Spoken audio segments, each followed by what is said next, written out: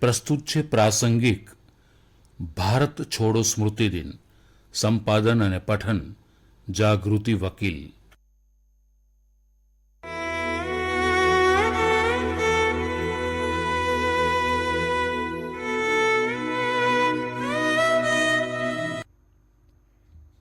અનેક દેશભક્તોના કાનમાં હજુ એ ગુંજારો અકબંધ છે. देश के हित हम जिएंगे, देश हित हम मर जाएंगे, देश के जो काम आए वह जीवन की शान है. આજે ભારત છોડો દિવસ છે. 9 ઓગસ્ટનો દિવસ કદાચ ક્યારે પણ નહીં ભૂલાય.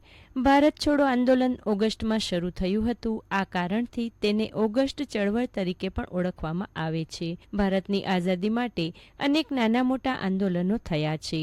ભારતની ધરતી પરથી બ્રિટિશ સત્તાને ઉખાડી પાડવા ગાંધીજીના નેતૃત્વમાં લડાયેલ છેલ્લી લડાઈ ઓગસ્ટ ક્રાંતિ તરીકે ઓળખાઈ. આ લડતમાં ગાંધીજીએ સમગ્ર ભારતના યુવાનોને કરો અથવા મરોનું સૂત્ર આપીને અંગ્રેજોને દેશમાંથી ભગાડવા માટે આહવાન કર્યું હતું. આ જ કારણ છે કે તેને ભારત છોડો આંદોલન અથવા ક્વિટ ઇન્ડિયા મૂવમેન્ટ કહેવામાં આવે છે.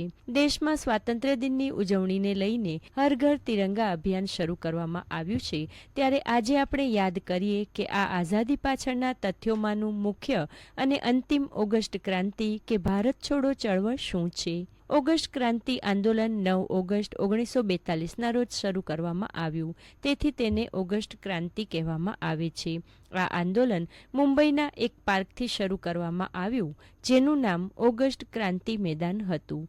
આઝાદીની આ છેલ્લી ચળવળ શરૂ કરવા પાછળ એક ખાસ કારણ પણ હતું. હકીકતમાં જ્યારે બીજું વિશ્વયુદ્ધ શરૂ થયું ત્યારે અંગ્રેજોએ ભારતની આઝાદીના બદલામાં ભારતનો ટેકો માંગ્યો હતો.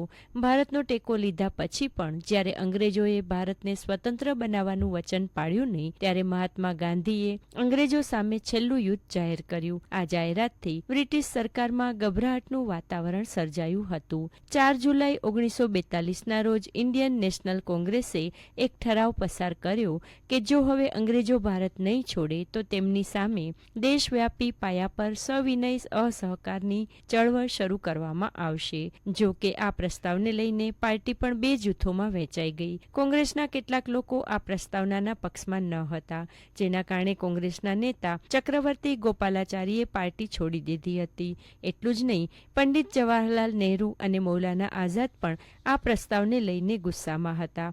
પરંતુ તેઓએ ગાંધીજીના આહવાન પર તેને સમર્થન આપવાનું નક્કી કર્યું. નેતાઓએ તે જ સમયે સરદાર વલ્લભભાઈ પટેલ, ડૉક્ટર રાજેન્દ્ર પ્રસાદ, અશોક મહેતા અને જયપ્રકાશ નારાયણ જેવા નેતાઓએ પણ આ આંદોલનને ખુલ્લું સમર્થન આપ્યું હતું. પરંતુ Congress party, Muslim league, communist party of India અને હિન્દુ મહાસભા સહિતના અન્ય પક્ષોને સાથે લાવવામાં સફળ થઈ શકી નથી.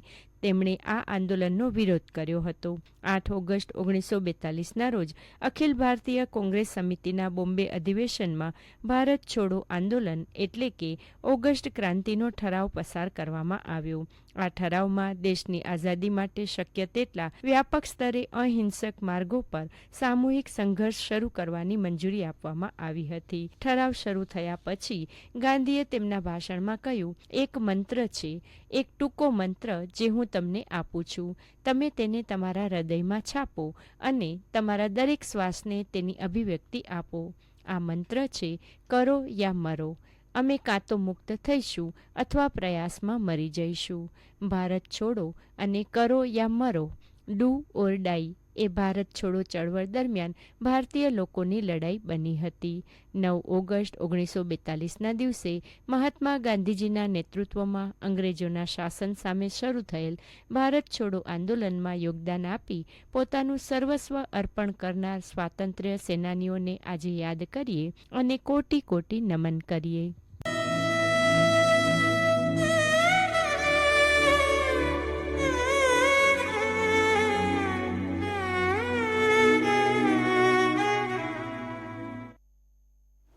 ભારત છોડો સ્મૃતિ દિન એ વિશે હમણાં જ આપ પ્રાસંગિક સાંભળી રહ્યા હતા. સંપાદન અને પઠન જાગૃતિ વકીલ.